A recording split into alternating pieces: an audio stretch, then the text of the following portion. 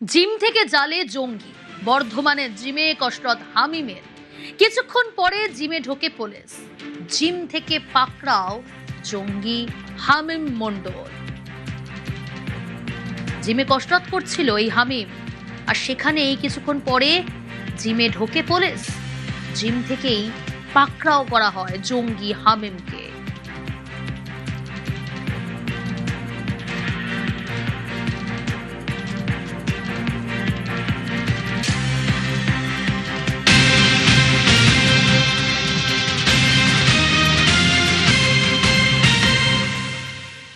জঙ্গি নিশানায় মুখ্যমন্ত্রী, বর্ধমান থেকে গ্রেফতার জঙ্গি হামিম। এটিএস এর জালে সাজ্জাদ ভাট গোষ্ঠীর জঙ্গি, গ্রেফতার জঙ্গি হামিম মণ্ডল। বর্ধমান থেকে এই জঙ্গিকে গ্রেফতার পুলিশের, আরো 4 জনের খোঁজে এসটিএফ।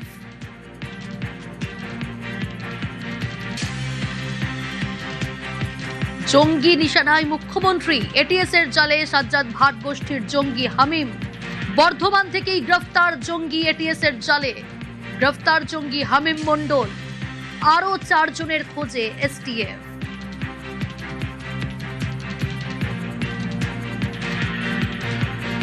তথ্য পাচারের কাজ করছিল এই জঙ্গি হামিম। চাঞ্চল্যকর তথ্য এসটিএফ এর হাতে। মুখ্যমন্ত্রীর গতিবিধির উপর নজর রাখছিল হামিম। সাজ্জাদ গোষ্ঠীর লিঙ্কম্যান হামিম মণ্ডল, পশ্চিমবঙ্গেরই বাসিন্দা ধৃত জঙ্গি হামিম মণ্ডল। হামিম মণ্ডল হাওড়ার পিলখানায় থাকতো, গেঞ্জি কারখানায় কাজও করত এই জঙ্গি হামিম মণ্ডল।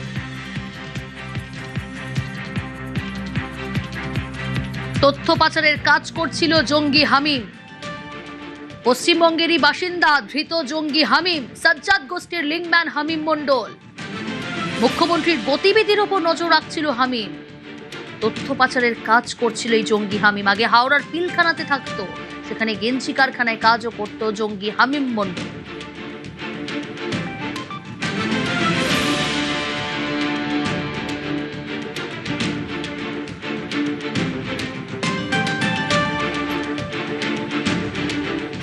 সাজ্জাদ ভাট গোষ্ঠীর জঙ্গি এই হামিম মণ্ডল। কিন্তু সাজ্জাদ ভাট গোষ্ঠী কে? সাজ্জাদ পুলওয়ামা জঙ্গি হামলায় সাজ্জাদ গোষ্ঠীর যোগ। সাজ্জাদের গাড়ি ব্যবহার করেছিল জঙ্গিরা। সেনার অপারেশনে মৃত্যু হয় সাজ্জাদ ভাটের। জৈশে মোহাম্মদের জঙ্গি ছিল সাজ্জাদ ভাট, সাজ্জাদ গোষ্ঠীর লিঙ্কম্যান হামিম মণ্ডল।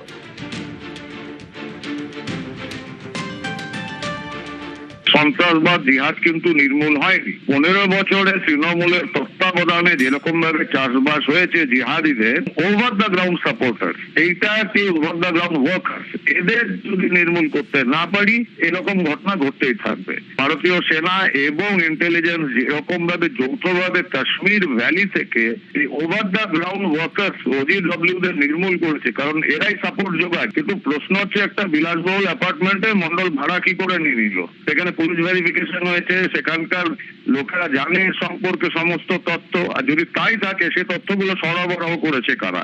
এরকম ভাবে যদি রুটটা ধরা যায় তো ধরা পড়বে যে মন্ডল একটি ব্যক্তি, তার পেছনে অন্তত 10 জন লোক রয়েছে যারা ওকে শেল্টার দিতে সাহায্য করেছে। সেই লোকগুলোকে ধরতে হবে।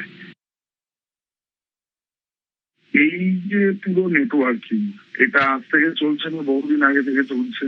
আর এই জঙ্গি গোষ্ঠীকে কে ঢোকাচ্ছে? এতদিন ধরে মমতা ব্যানার্জির নেতৃত্বাধীন তৃণমূল সরকার ছিল, তারা এদেরকে দীর্ঘদিন ধরে এন্ট্রি দিয়েছে, অবাধে অ্যালাউ করেছে, বর্ডার ফেন্সিং করতে দেয়নি, এবং জাল পাসপোর্ট সহ অন্যান্য যে পরিচয়পত্র বানাতে সাহায্য করেছে। এক্ষেত্রে পুলিশের একটা অংশ কাজ করেছে বা প্রশাসনের একটা অংশ কাজ করেছে।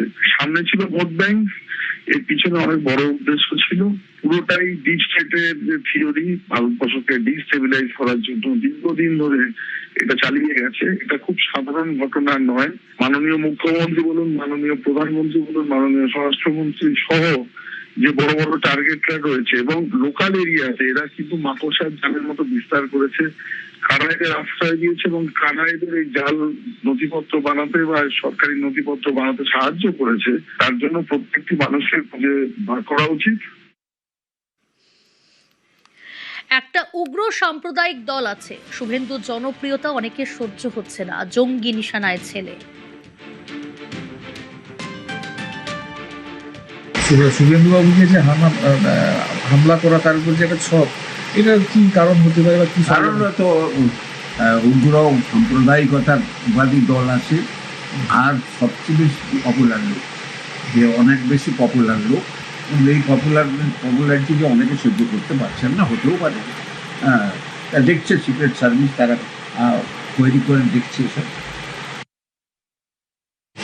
না, দুর্নীতি ধরা পড়বে এটা আমরা 3 মাস আগে থেকে জানতাম। ভারত সরকারের সিক্রেট সার্ভিস আমাদের অ্যালার্ট করেছিল মোদিজি এবং শুভেন্দুর আক্রমণ হতে পারে, এবং বাংলাদেশ থেকে বিরাট জঙ্গি গোষ্ঠী আপনার বাংলাদেশ হয়ে অথবা পাকিস্তান হয়ে ভারতে ঢুকেছে, এবং তারা নিশ্চয়ই ওই মোদিজি এবং শুভেন্দুবাবুকে টার্গেট করছে।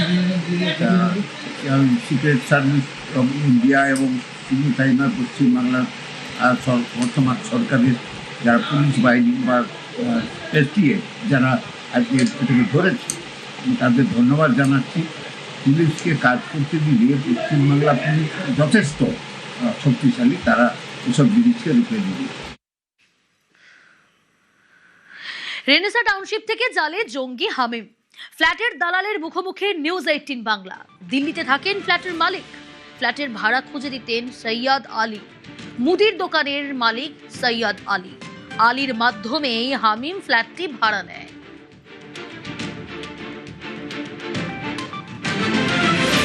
এই যে জঙ্গি ধরা পড়লো, এদেরকেও আপনি দেখে দিয়েছিলেন? দেখুন, যিনি ধরা পড়েছেন ওনাকে তো আমি ভাড়া দিইনি, ওনার বাবাকে ভাড়া দিয়েছি। যিনাকে আজকে পুলিশ অ্যারেস্ট করে নিয়ে গেছে, ওনার সঙ্গে এগ্রিমেন্ট হয়নি, ওনার বাবার সঙ্গে হয়েছে এগ্রিমেন্টটা। আর এক কাকা এখানে থাকেন, সেই কাকার সঙ্গে আমাদের ফ্রেন্ডশিপে বাটে তার ওঠা বসা, সেই সোর্সে তো কাকা বলেছিল যে আমার ভাই থাকবে, আমি ভাড়া দিলাম। তো কি করতো বলতো, বাবা কি বলে? আমার ভাইয়ের কাছ থেকে যেটা শুনেছিলাম যে উনি একটা প্রাইভেট এতে কাজ করেন, কোম্পানি। আচ্ছা, কত টাকা ভাড়া? অ্যাপ্রক্স দেখে বলতে 11-12 হাজারের মধ্যেই, এর বেশি না। এই যে একটা মেহেটা, হ্যাঁ, যার বাড়ি, তা তিনি কোথায় থাকেন? দিল্লিতে থাকেন এখন। দিল্লিতে? হ্যাঁ, ওনার ভাই থাকেন বর্ধমানে। আচ্ছা, ওনার সঙ্গে আমার পরিচয়। এই যে ভাড়া দেওয়ার ক্ষেত্রে কোনো ডকুমেন্টস নেওয়া হয়? এগ্রিমেন্ট হয় আর একটা পুলিশ ভেরিফিকেশন হয়, সেটা মালিক পক্ষরা করে নেয়। তো ওনাকে দিল্লি থেকে এসেছিলেন? সেটা আমি আর বলতে পারবো না। কতদিন হলো এখানে ছিল? এপ্রিল, মে, জুন, জুলাই, মে মাসে এসছেন। আমার একটা গ্রসারি শপ আছে। আচ্ছা, সেই সূত্রেই আপনাকেই অনেকে বলে দেখে দিতেন? সবাই নয়, যেগুলো আসে আমাদের কাছে সেগুলো করে দিই। এতে কি আপনাদের কমিশন কিছু থাকে? কমিশন পার্মানেন্টলি থাকে না, 1000-2000 যেটা হয় সেটাই। আপনি ভাড়া দেখে দিচ্ছেন, একটা দায় তো আপনার উপর আসছে। অবশ্যই দায় থেকে যায় আমাদের একটা। এবারে আমরা জাস্ট মালিক পক্ষের সঙ্গে মিলিয়ে দিই। না, আমার সঙ্গে বলতে সেটা থাকতো না তো এখানে, কোথায় থাকতো? তো কলকাতায় থাকতো। বর্ধমানের বিলাসবহুল রেনেসা টাউনশিপ থেকে জালে ধরা পড়েছে জঙ্গি। প্রশ্ন হলো, কেন এমন টাউনশিপের ডেরা তৈরি করলো জঙ্গিরা? স্থানীয়দের একাংশের দাবি, এর পিছনে রয়েছে রেনেসা হাউজিং এর নিরাপত্তার ফাঁক। কারণ গুলি থেকে চুরি গত কয়েক বছরে বারবার খবরে শিরোনামে উঠে এসেছে বিলাসবহুল রেনেসা টাউনশিপ। উঠেছে নিরাপত্তা নিয়েও প্রশ্ন। আবার একাংশের মতে বিলাসবহুল হওয়ায় এই টাউনশিপে নজরদারির অভাব ছিল, ফলে আড়ালে থাকা যাবে এটা বুঝেই কি এই হাউজিং এ ডেরা বেঁধেছিল জঙ্গি হামিম? এখানকার বাসিন্দা হিসাবে এটাই বলবো যে আমরা ভয়ে আতঙ্কিত। এটা সম্পূর্ণ দায়িত্ব সাচি কর্তৃপক্ষের। কারণ সাচি কর্তৃপক্ষ যাকে ভাড়া আনছে, মানে ওদের দালাল, সে দেখেনি ডকুমেন্টস, কেন দেখেনি, কেন এরকম লোকে ভাড়া কমিশনের জন্য নিয়ে এলো?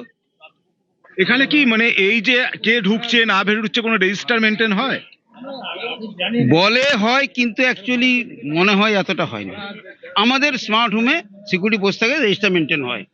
কিন্তু ডেলিভারি যে উপনগরীতে ঢোকার মুখে তো আমরা ঢুকে পড়লাম, কেউ তো কোনো বাধা দিল না। নিশ্চয়ই আপনার কোন গেট দিয়ে ঢুকেছেন? 1 নম্বর গেট দিয়ে হলে আপনাকে আটকাবে, অবশ্যই আটকাবে, সিকিউরিটি থাকে। 1 নম্বর গেট দিয়ে আটকাবে। আর একটা গেট এটা সবাই তো জেনে ডিউটি করি ওই রকমই। আমরা না নিরাপত্তা নিয়ে তো খুবই চিন্তিত। খুবই চিন্তিত, এটা তো আমরা 1000বার বলবো।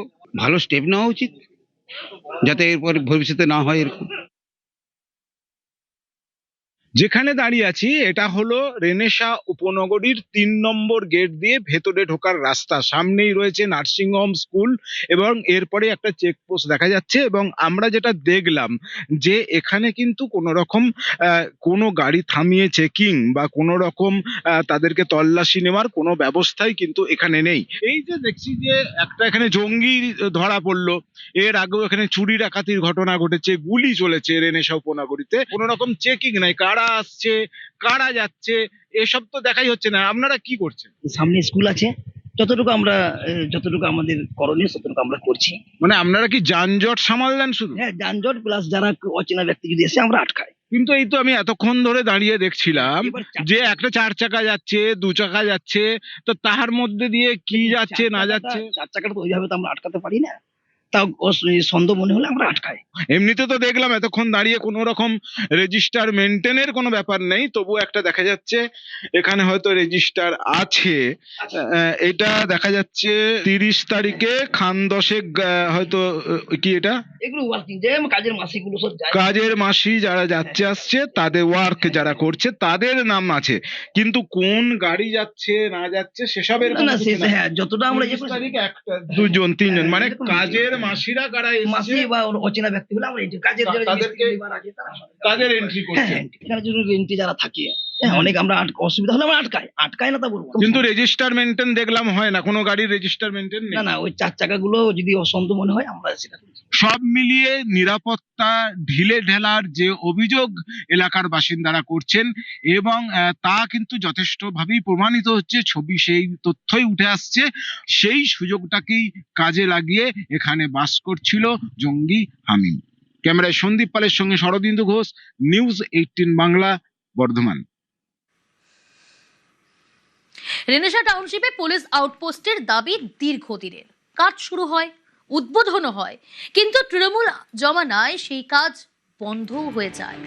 এখন তা আগাছার জঙ্গলে ঢাকা।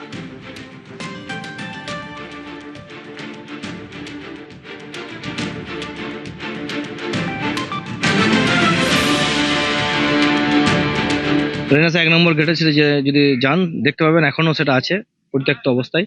সবকিছু অ্যারেঞ্জমেন্ট করা আছে, ঘর হয়ে আছে, পুলিশ একদিন উদ্বোধনও হলো, তারপর হঠাৎ কেন বন্ধ হয়ে গেল সেটা আর জানা নেই। অবশ্যই এর আগে দেখবেন যে রেনেসা চুরি হয়ে যাচ্ছে, কখনো ডাকাতি হয়ে যাচ্ছে, তারপরে এই আজকের যে ঘটনা, এটা তো আরো একটা আতঙ্কের ব্যাপার।